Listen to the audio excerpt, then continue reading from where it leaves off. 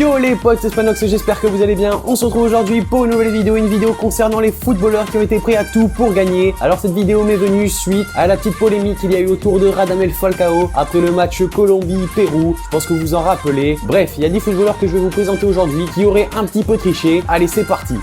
On commence à la 10e position avec Sergio Busquets, le milieu défensif du FC Barcelone et également de la sélection espagnole. Alors comme vous le savez, c'est un excellent joueur au milieu de terrain, mais parfois un petit peu acteur. Sa plus grosse simulation restera lors d'une demi-finale de Ligue des Champions en 2010 contre l'Inter Milan, lorsqu'à la retombée d'un choc avec Thiago Motta, il se tord de douleur et se tient le visage, avant que les caméras bien sûr le voient relever la tête pour observer la sanction de son adversaire.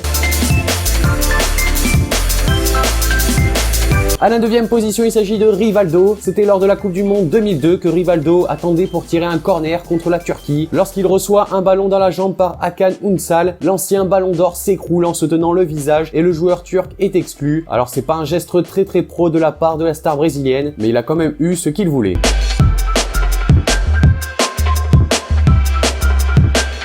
À la 8e position, il s'agit de David Luiz. Alors le joueur brésilien peut marquer de superbes buts, comme d'ailleurs récemment en Ligue des Champions contre la Roma, mais il peut aussi simuler de grosses fautes. C'est ce qu'il a fait en 2013 lors du match sur la pelouse de Manchester United, en simulant un coup reçu par son compatriote Raphaël. Il va même jusqu'à sourire alors qu'il est à terre, sûrement parce que le défenseur mancunien a été exclu suite à ce geste par un carton rouge à la 89e minute. Je pense qu'il a dû avoir les boules. À la 7e position, j'ai placé Nigel de Jong. C'était pendant la finale de la Coupe du Monde 2010 que l'ancien Milanais avait réalisé un véritable attentat sur Xabi Alonso, plantant ses crampons dans le ventre de son adversaire. Sa sanction n'aura été qu'un simple carton jaune, un geste qui restera probablement dans les annales. À la 6e position, Marvin Hitz. Alors que ses coéquipiers discutaient avec l'arbitre, le gardien suisse d'Augsbourg, qui était relégable au coup d'envoi, creuse autour du point de pénalty avec ses crampons. Comme attendu, Anthony Modeste rate le pénalty, et le pire c'est que Augsbourg marque derrière et remporte le match sur la pelouse de Cologne. Franchement, c'est un fait assez marrant.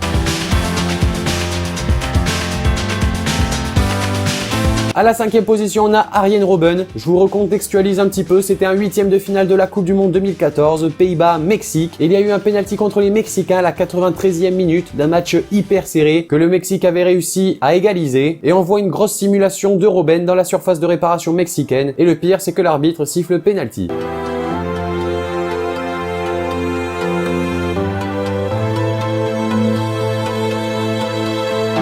À la 4e position, comme vous le savez, comme je vous ai dit en intro, c'est Radamel Falcao. Donc c'est le fait le plus récent avec l'attaquant de la Colombie qui aurait convaincu les Péruviens de conserver le match nul en toute fin de rencontre de qualification pour le Mondial 2018. Alors c'est selon certains médias sud-américains et selon un site colombien, Falcao a reçu des instructions de son sélectionneur José Pekerman, lui indiquant probablement la victoire du Brésil contre le Chili qui arrangeait la Colombie et le Pérou qui faisaient match nul à ce moment-là. Et les deux équipes ont fait tourner le ballon durant quelques instants jusqu'au coup de sifflet final. La Colombie s'est ensuite qualifié pour la Coupe du Monde, tandis que le Pérou, lui, est barragiste à la différence de but. On entre dans le top 3 avec Diego Maradona. On pouvait pas ne pas parler du grand Diego Armando Maradona. J'aurais pu bien sûr aborder son exclusion du Mondial 94 pour cause de contrôle antidopage positif, mais son plus gros dérapage en sélection restera en 86 lorsqu'il permet à l'Albiceleste de remporter son quart de finale contre l'Angleterre en inscrivant le but victorieux de la main, d'où son surnom, la Mano de Dios.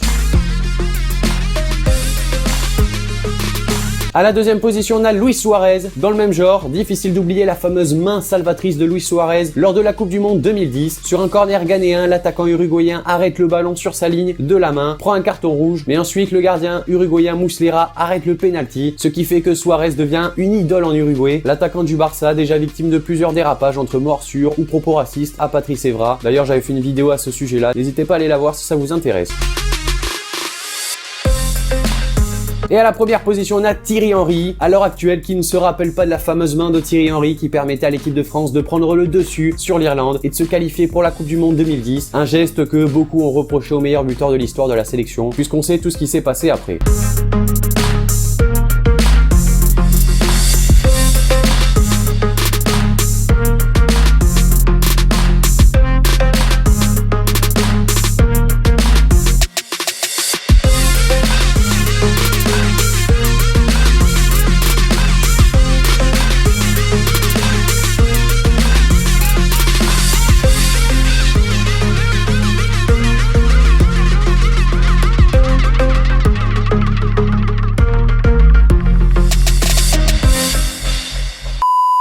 voilà les amis, cette vidéo sur les footballeurs qui ont été prêts à tout pour gagner. Maintenant terminé pour une nouvelle vidéo, c'était Spanox. Allez, salut tout le monde. Ma story il est pas fini. Je suis qu'à 30% mais l'équipage en redemande. Où chérie et marche dans les bacs. Windows 13, double disque de platine n'est pas la rage. Ne me parlez pas de reposer. Dani envoie la prod, appelle Reda, j'ai des quêtes à déposer. Je te connais pas, tu me connais.